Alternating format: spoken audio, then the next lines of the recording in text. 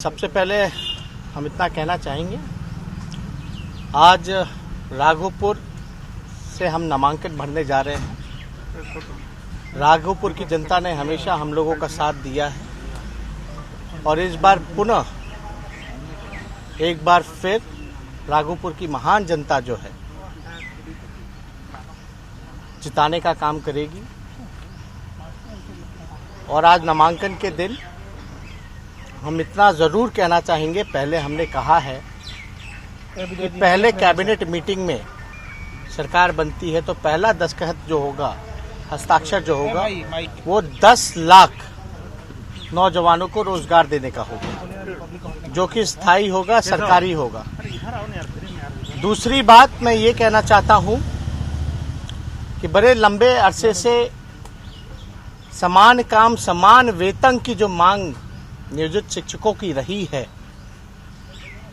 उनको मैं वादा करता हूं कि सरकार बनने के दिन, आज मेरा नामांकन है, हम घोषणा करते हैं 2 दिन बाद हमारा ब्लूप्रिंट भी सामने आएगा साझा। सभी कांग्रेस और माले के सीपीआई सीपीएम के साथी भी साथ रहेंगे, लेकिन आज नामांकन है, इसलिए मैं बताना चाहूँगा कि समान काम समान वेतन को लेकर के जो नियोजित शिक्षकों की लंबे अरसे से मांग रही है, लड़ाई रही है, उसको हम लोग पूरा करेंगे। हम लगातार बेरोजगारी पे, भूखमरी पे, गरीबी पर, पलायन पर, बाढ़ से लेकर के जितनी आफत कोरोना काल में जितने लोगों को, मजदूरों को परेशानी झेलनी पड़ी है, लगातार हम लोगों ने सवाल सरकार से पूछा, लेकिन सरकार के पास कोई उत्तर नहीं रहा। माननीय मुख्यमंत्री जी 145 दिन तक जो है बाढ़ कोरोना काल में गायब रहे, नजर नहीं आए।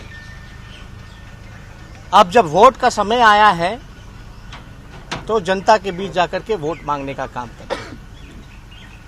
बिहार की जनता, बिहार जो प्रदेश है सबसे नौजवान प्रदेश है इस देश का, और बेहद ज़रूरी है कि 60% आबादी में जो युवा जो है 60% जिसकी आबादी है इस बिहार राज्य में, वो एक नई सोच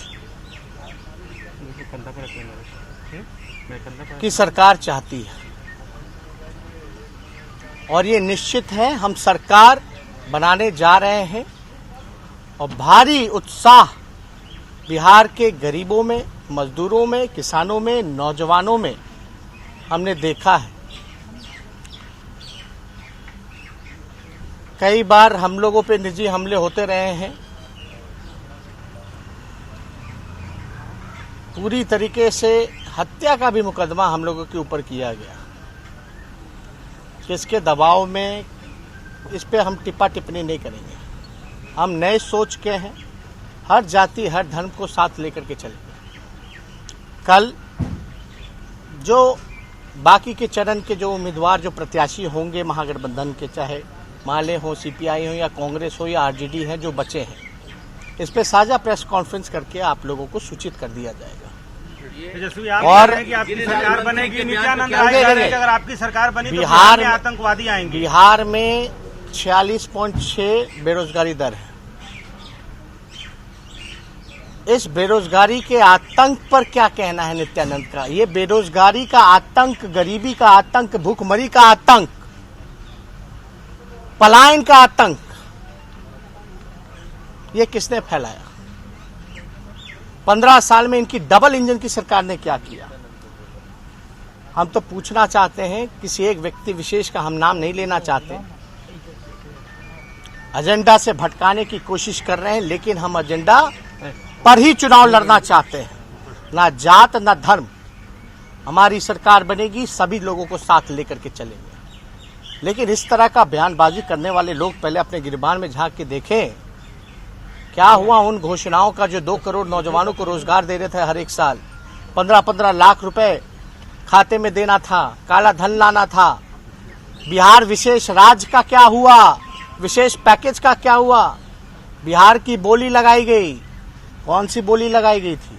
70,000 करोड़ दूं कि 80,000 करोड़ लो, 1.25 लाख करोड़ रुपए का पैकेज दिया। मुख्यमंत्री गिड़गिड़ाते रह गए। पटना विश्वविद्यालय को सेंट्रल यूनिवर्सिटी का दर्जा दे दीजिए, वो तक नहीं हुआ। अब देखिए, जनता नई नौजवान बिहार को अब बेहद इस दौर के घड़ी में नई सोच की सरकार चाहिए, युवा सरकार चाहिए। इसलिए क्योंकि आपने देखा होगा 2014 में 12 में भाग जाते हैं भाजपा से बाहर, 2015 में हमारे साथ चुनाव लड़ते हैं, फिर उनके साथ जाते हैं। अगर इसी तरीके का सरकार चाहिए तो बिहार का विकास संभव नहीं है। बार बार ना कोई नीति, ना कोई विचारधारा, ना कोई सिद्धांत।